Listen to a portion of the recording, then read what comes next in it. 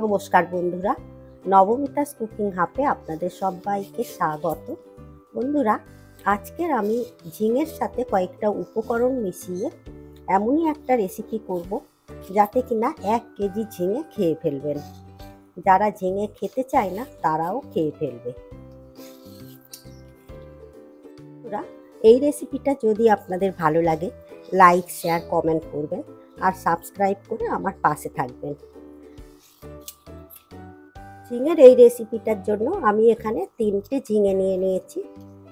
আর ঝিঙেগুলো এইভাবে শিরাগুলো চেঁচে চেঁচে বাদ দিয়ে দিচ্ছি। পুরো খোসা বাদ দেওয়ার দরকার নেই, এইভাবেই কেটে নিতে হবে। এরপরে বোটাটা কেটে বাদ দিয়ে দেব।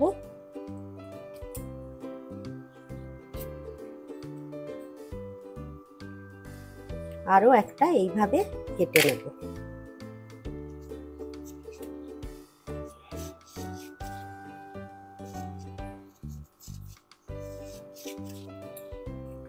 ঝিঙেগুলো আমি এইভাবে খোসাগুলো ছাড়িয়ে নিয়েছি। এরপর আমি একটা গ্রেটার নিয়ে নিয়েছি। গ্রেটারের মধ্যে আমি 2টো ঝিঙে গ্রেট করে নেব।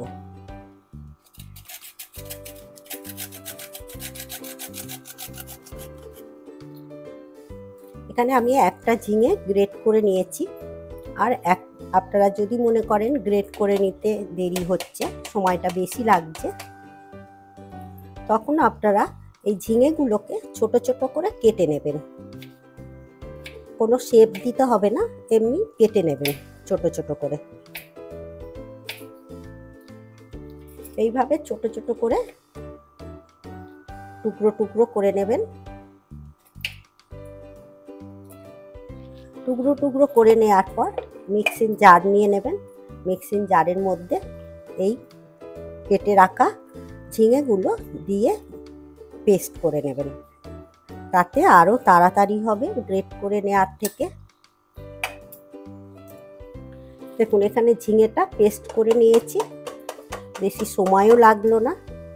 এরপর এখানে আমি একটা বাটির মধ্যে এগুলো ঢেলে নেব। এই ঝিঙেটাও একসাথে দিয়ে দেব। ঝিঙেতে প্রচুর জল বেরোয়, সেই কারণে আমি একটু জলটা নিংড়ে ফেলেও দিয়েছি। এরপর দেখুন, এর মধ্যে দিয়ে দেব হলুদ গুঁড়ো। ঝালের জন্য দিয়ে দেব লঙ্কা গুঁড়ো।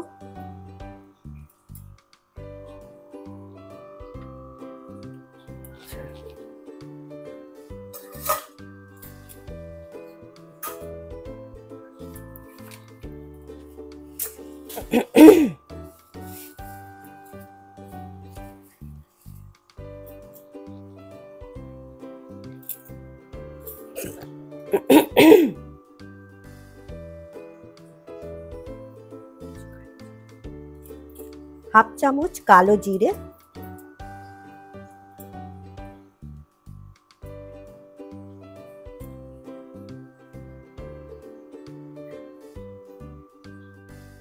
এরপর এতে দিয়ে দেব 2 চামচ পোস্ত। তবে আপনাদের কাছে যদি পোস্ত না থাকে, সাদা তিল যদি থাকে সাদা তিল দিয়ে দেবেন, না হলে চীনা বাদাম একটু গুঁড়ো করে দিয়ে দিতে পারেন।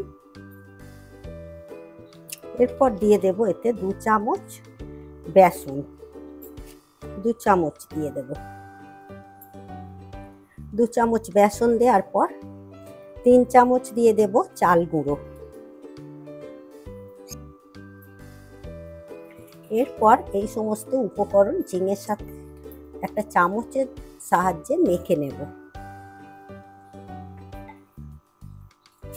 বন্ধুরা, আপনাদের যদি কোনো সময় রান্না করতে না ভালো লাগে, তখন এই রেসিপিটা করে নিতে পারেন। এর সঙ্গে শুধুমাত্র একটু ডাল করে নেবেন, তাতেই খেতে খুব ভালো লাগবে। এটা দিয়েই পুরো ভাত খাওয়া হয়ে যাবে। ঝিঙের সাথে সমস্ত উপকরণগুলো ভালো করে মাখিয়ে নিয়েছি।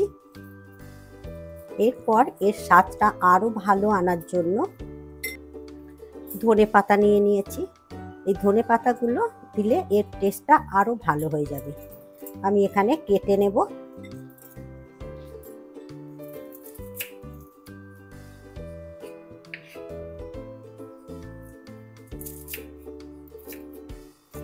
খুব একেবারে গুঁড়ো গুঁড়ো করে কাটতে হবে না, মোটামুটি একটু বড় বড় থাকলেই হবে।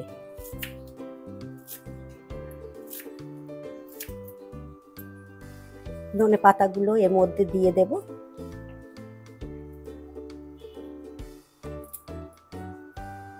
এরপর এর মধ্যে যদি কাঁচা লঙ্কা দেয়া যায় এর টেস্টটা আরো ভালো হবে। আমি এখানে নিরামিষভাবে করছি, সেই জন্য আমি পেঁয়াজটা দিলাম না। আপনারা যদি পেঁয়াজ দিয়ে খেতে চান তাহলে আর ভালো লাগবে খেতে। এইভাবে পরপর পেঁয়াজটাও ছোট ছোট করে কেটে দিয়ে দেবেন। কাঁচা লঙ্কার কুচিগুলো তুলে দেব। এরপর ধনে পাতা কাঁচা লঙ্কার সাথে আবার ভালো করে মাখিয়ে নেব। তবে হ্যাঁ, এখন নুনটা দেবেন না, নুনটা দিলে জল ছেড়ে দেবে, তাতে ভাজতে অসুবিধা হবে। যখনই ভাজবেন তখনই নুনটা দিয়ে ভাজবেন। আমি আগে থেকে নুনটা দিলাম না। ভালো করে মাখিয়ে নিয়েছি। এবারে আমি গ্যাসটা জ্বেলে দেব। গ্যাসে কড়া বসিয়ে দিয়েছি। এবারে এই কড়ার মধ্যে দিয়ে দেব সর্ষের তেল। সর্ষের তেলেই এটা ভাজলে বেশি ভালো লাগবে খেতে। এদিকে তেলটা গরম হতে হতে এর মধ্যে স্বাদ মতো নুনটা এবারে দিয়ে দেব। দিয়ে ভালো করে আরেকবার মেখে নেব। তেলটাও এদিকে গরম হয়ে গেছে।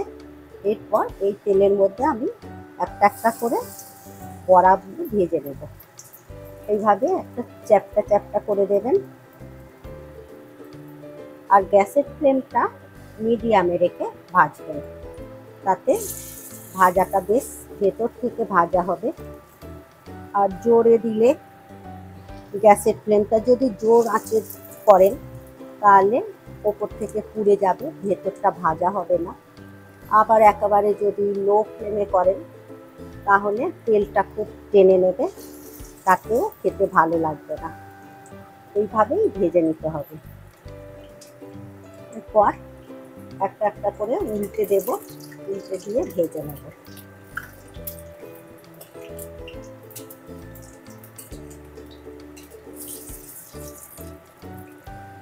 আর এইভাবে যদি বড়াগুলো ভাজা যায় তাতে ঠান্ডা হয়ে গেলেও মুচমুচে থাকবে। অনেক সময় দেখা যায় ভেজে রাখলে সেগুলো মানে নরম হয়ে যায়, খেতে অতটা ভালো লাগে না। এইভাবেই উল্টে পাল্টে ভেজে নিতে হবে বড়াগুলো। বেশ লাল লাল করে ভেজে নিতে হবে। এই বড়াগুলো ভাজা হয়ে গেছে। এবারে আমি তেল ঝারিয়ে তুলে নেব।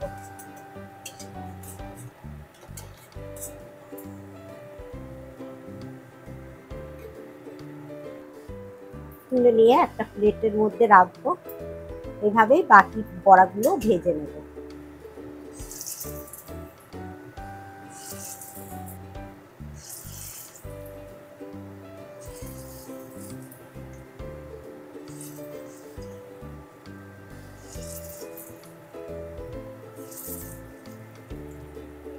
একই রকম ভাবে বড়াগুলো উল্টে পাল্টে ভেজে নেব।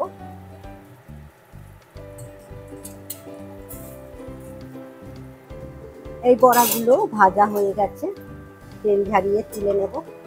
আর সব থেকে বড় কথা কি বন্ধুরা, এই বড়াতে একদম তেল টানে না। আমি যতটা তেল দিয়েছিলাম ঠিক ততটাই তেলই আছে।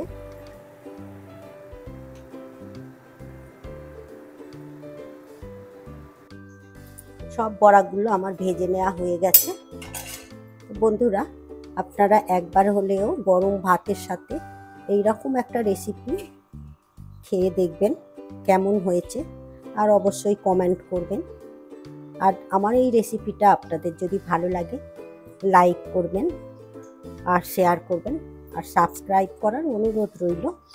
আপনারা সুস্থ থাকবেন, ভালো থাকবেন। আবার আসছি অন্য কোনো রেসিপি নিয়ে। ধন্যবাদ।